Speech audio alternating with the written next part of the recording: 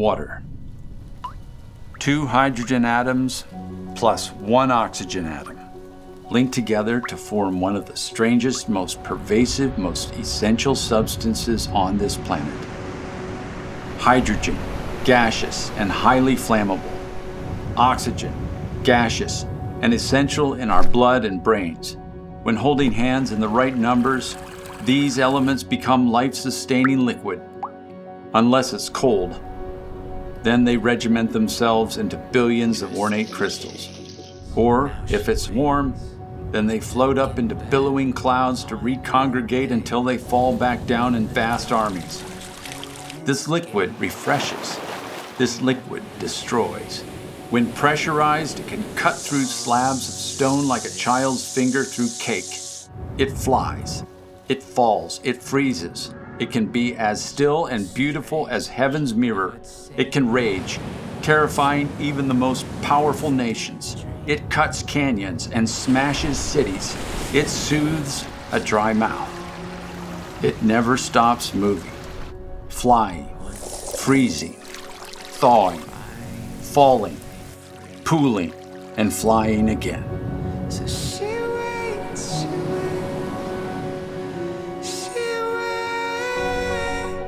At this very moment, somewhere in this world, the molecules of water that spilled out of Christ's side on the cross are still at work, floating in clouds, falling on windshields, heaving in the tidal seas, moistening eyes. The same is true of the water that parted in the Red Sea, the water that parted in the Jordan, the water used in Christ's baptism. It might be in baptism that we see water as its truest self. It is death, it is life, destruction, resurrection. Water forms another world inside of our own, full of life and death wherever it accumulates, populated with the smallest and the largest creatures ever crafted, full of decay, full of renewal. So she waits, she waits, she waits. So she waits, she waits. I'm going to take you into that strange liquid world. I'm going to show you creatures in everyday puddles and ponds that defy belief. Monsters worthy of science fiction and little beauties beyond the craftsmanship of any human artist. Together, like the baptized, we will enter the liquid world, and we will re-emerge, changed, with a little more knowledge of the artist who made it all. She's a captive till she sees. By the morning light, redeemed. Sons and daughters.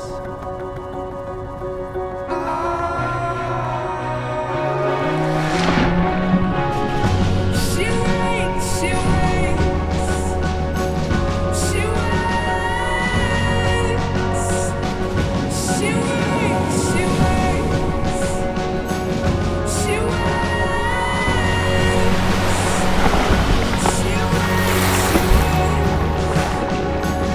She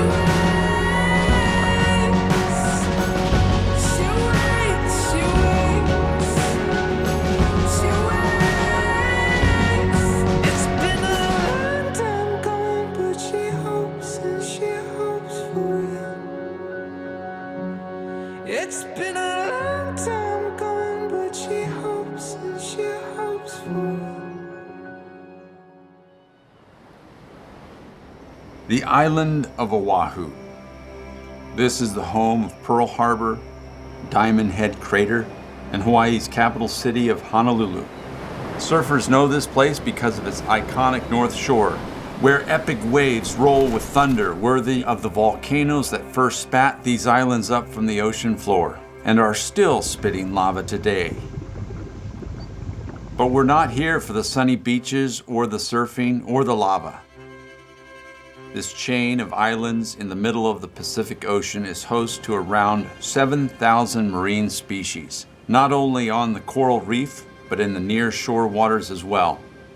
That's why we're here, to introduce you to some of those critters in their own strange liquid world, where God took his creativity in a completely different direction than what we huffers and puffers are used to.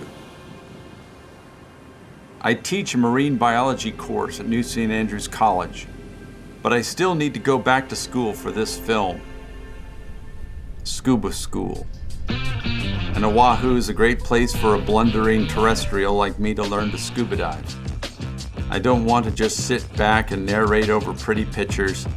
I want to get as close as I can to as many divinely crafted underwater miracles as possible. I'm a savage, I see it, I gotta have it. Teach these young boys the difference in lettuce and cabbage. But young boys don't learn till they finally get burned. Easy come. Days of training now complete. I didn't ace my tests, but I did well enough to be allowed to risk my life in deep water. Keep your mind on the paper and your hand to the grind. Play chestnuts. Time to strap some tanks of air to my back, put on my special prescription goggles, and bubble down where gravity changes and life seems slower.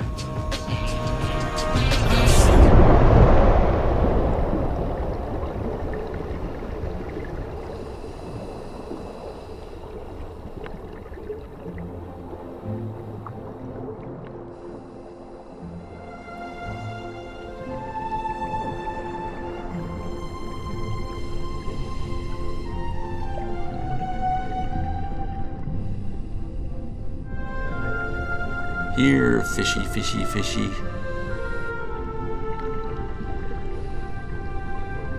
Do I look nimble? I'm not. Down here, with my body designed for tromping around in the air, I'm as nimble as a log.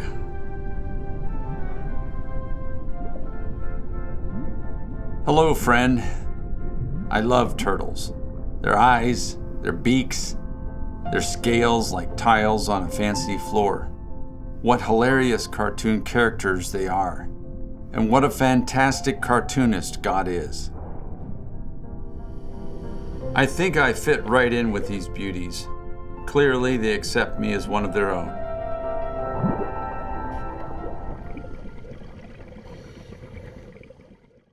I love being on land.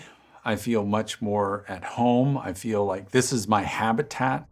Putting fins on, going into the sea, does not make you a fish. After days of diving, the air feels good again. Even on a boat, even bouncing along for miles, slightly seasick, on my way to meet some very worrisome critters. There are so many opinions and very strong feelings about sharks, and I'm determined to form some of my own. Right here, we're over a trench about 300 feet deep that's home to countless sharks, and we've already got quite a few circling the boat. The plan is to snorkel with them, no cage. And we want to give it a try without bars getting in the way of the cameras.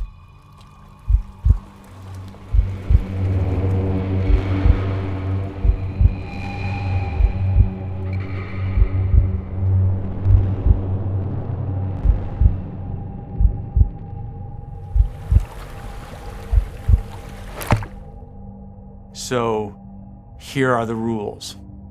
Make aggressive eye contact. Keep swiveling your body so that you're facing as many sharks at a time as possible. Keep your appendages close to your body. Don't be wiggling your fingers. When the sharks approach, look them in the eyeball and do not retreat. Eye contact helps establish us as dominant. Stay calm and enjoy the ride. The devil has come to carry me home. Lay me at the bottom of the river. Right now, the sharks circling below me are all sandbar and Galapagos sharks. The sandbars all look to be around 5 to 6 feet, which is normal. The Galapagos sharks are bigger, growing to a max of around 12 feet, more than 400 pounds. While they aren't tiger sharks, the most frequent villain in these waters, Galapagos do attack. Don't run dry. After an hour or two in the water, these things are willing to come in awfully close. Maybe drawn by my pale, fleshy flailing, maybe drawn by the electrical charge in the cameras. The bottom of the river.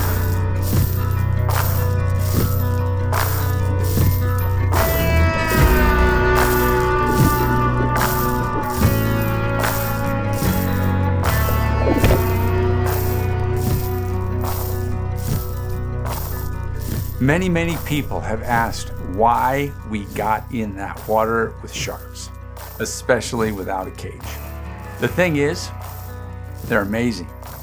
They have an extra sense, electroreceptors that detect even very small disturbances in the water. We saw them respond to a single leaf that landed on the surface of the water. They are boneless. Most need to constantly swim in order to breathe. If they stop moving, they suffocate. We need to stop being so distracted at how frightened you're supposed to be. Open your eyes and look intently and see their amazing design. Oh my Lord, take this soul, lay me at the bottom of the river. Well, life's come to carry me home, lay me at the bottom of the river.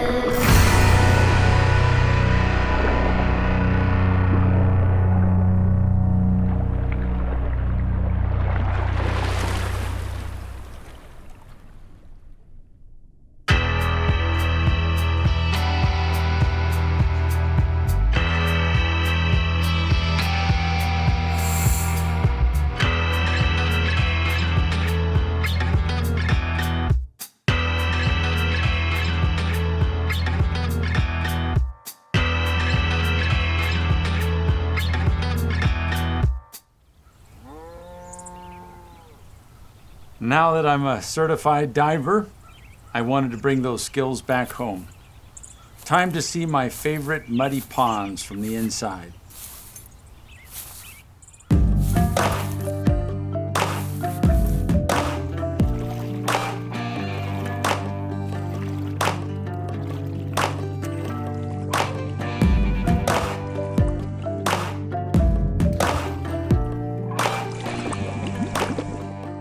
Scientific observation number 1. This water is gross, but I'll try to be polite. I don't want to be a rude guest. Brace yourselves.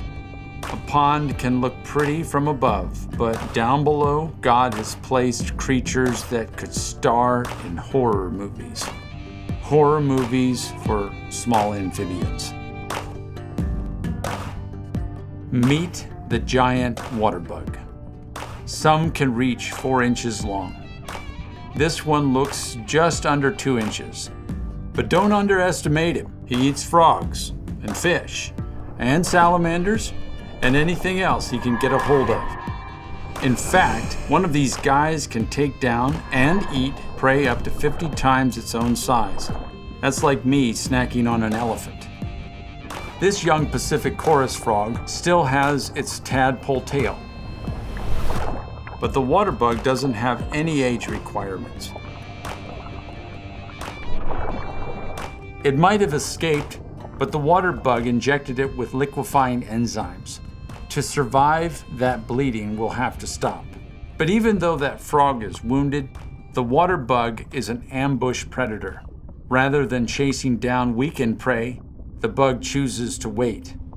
Someone else is sure to come by. An adult frog this time, and the bug is ready for a rodeo. It's gruesome, but don't start feeling bad for frogs. Just one frog will eat thousands and thousands of insects in its lifetime. This is just an insect that tips the food chain in the other direction. But it doesn't eat the frog, it drinks it. Using its sharp beak, the water bug has pierced the frog's skin and injects it with digestive enzymes. These enzymes literally turn the frog's insides into liquid.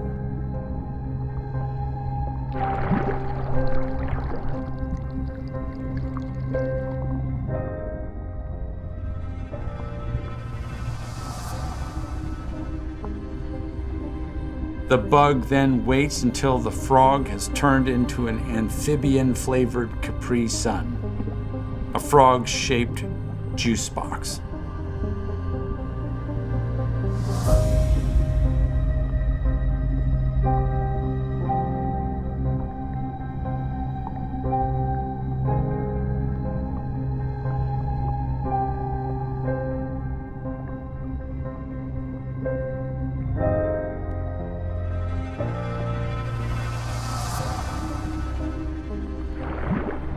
Then it swims back to its perch and settles in with its dinner.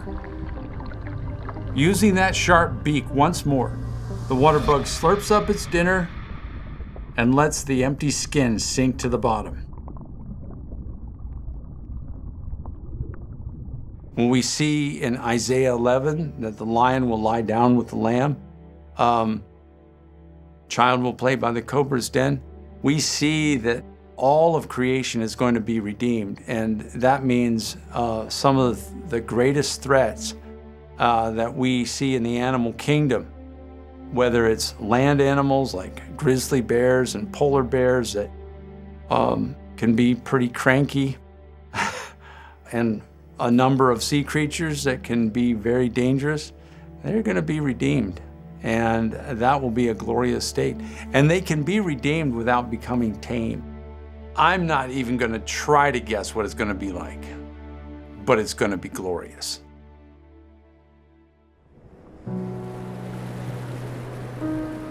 Most people know that tropical seas are crowded with brightly colored life. But what about the cold water in the north?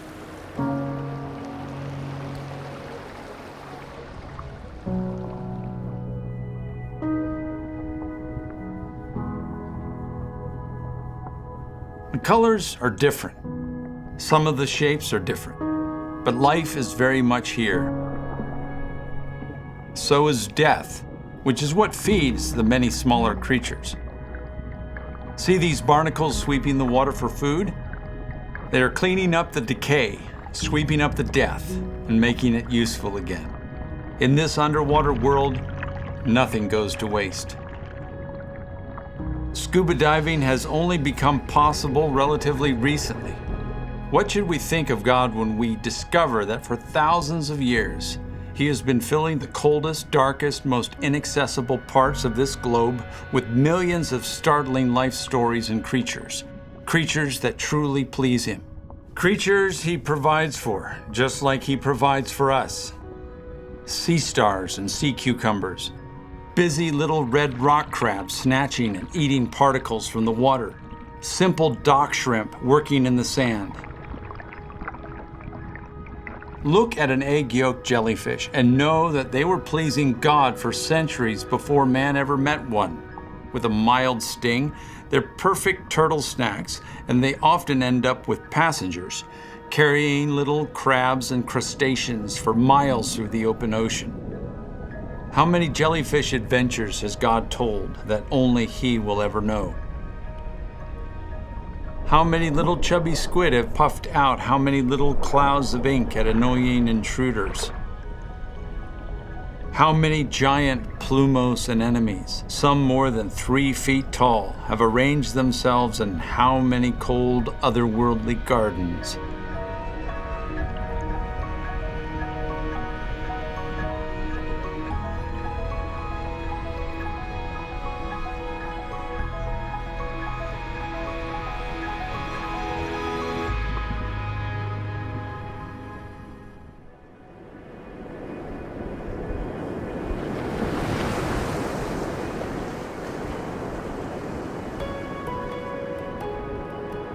Further south, but still in the Pacific, California's enormous Monterey Bay is positively overflowing with life.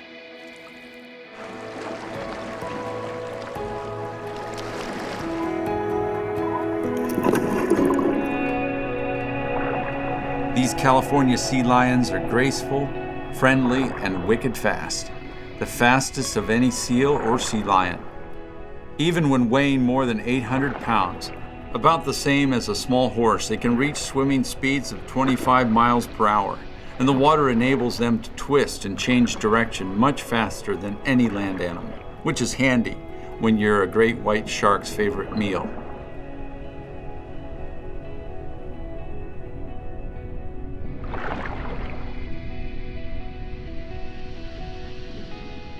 The biggest reason why we decided to come to Monterey Bay is, well, really, really big.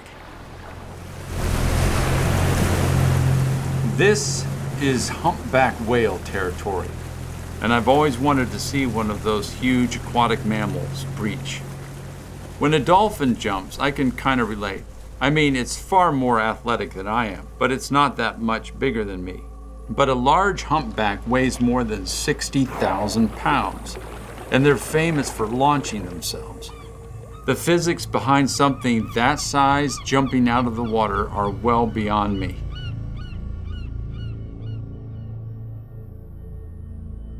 Well, this is a beautiful November morning.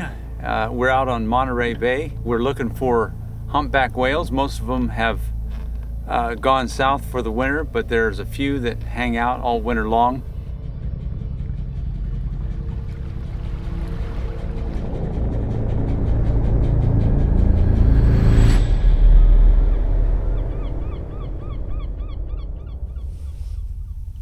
If we can't see any whales surfacing, we look for aggregations of feeding birds, and that gives us a hint that there's a bait ball and that it's likely that some whales will be after that.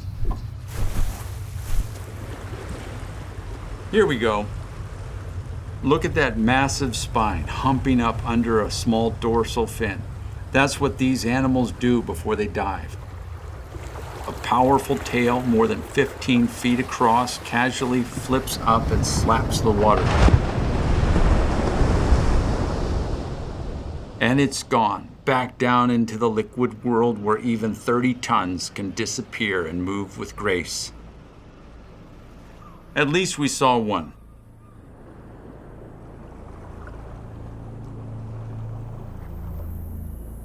I'll admit, I'm discouraged. And I'm not here long. You might have noticed, we aren't the BBC. We don't have millions of dollars, and we don't have weeks, months, or years to get the perfect shot. In our productions, we tend to travel on relatively tight schedules and pray the animals show up. Thus far, God has been very kind.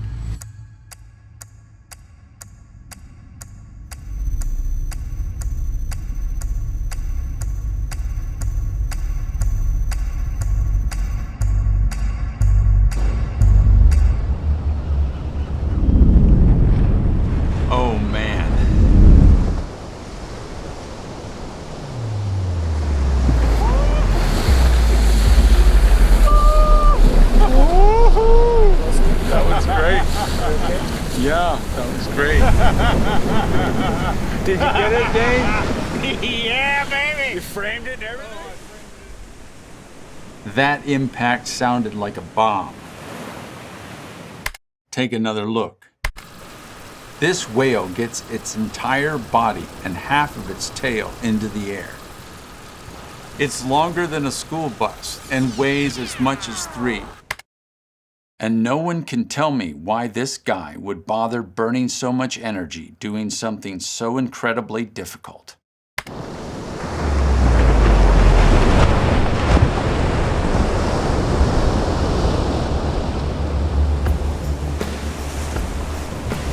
Of course, there are theories to impress the girls, to scare off the boys, to blast itchy stowaway barnacles off their skin with the sheer force of the impact, to make noise, to get a look around, to play.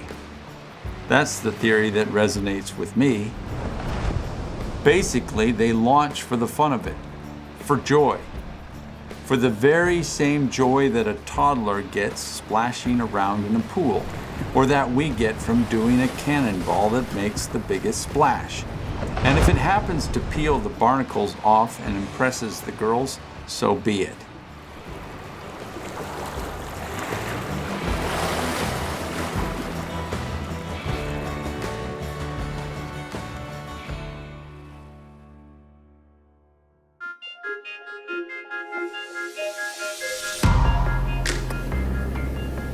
After hopping our continent, we ventured into tropical Atlantic waters. The average altitude in Florida is said to be just 6 feet above sea level. More than 1.5 million acres are in the Everglades. While the rest of the state might not be quite as swampy as the Glades, it's all pretty wet, it's all pretty low, and it's home to some very unique creatures. This is Crystal River, a clean, spring-fed system that stays around 72 degrees year-round, which means when the Gulf of Mexico starts to get chilly in the fall, manatees head this direction, eventually forming the largest gathering of manatees on the continent. Even better, this is the only place in the country where it's legal to swim with them. They can be elusive when they want to be, fanning up silt and excrement with their wide paddle tails. When we tried to film some in Belize, we never even got close, maybe because they face more poaching there. But we heard Floridian sea cows were a little friendlier. We had no idea. Every little movement, every little thing you do is its sleight of hand that commands my heart to love you. Every little movement, every motion of your hips, I feel the compulsion to pull you to my sweet lips. Sit up like This little female is a big fan of our cameraman. Eventually, we'll have to break it to her that she's not a little mermaid, and he's no Prince Eric. Plus, he's already married. every little movement is beyond improvement. You are the magician I've been wishing for forever.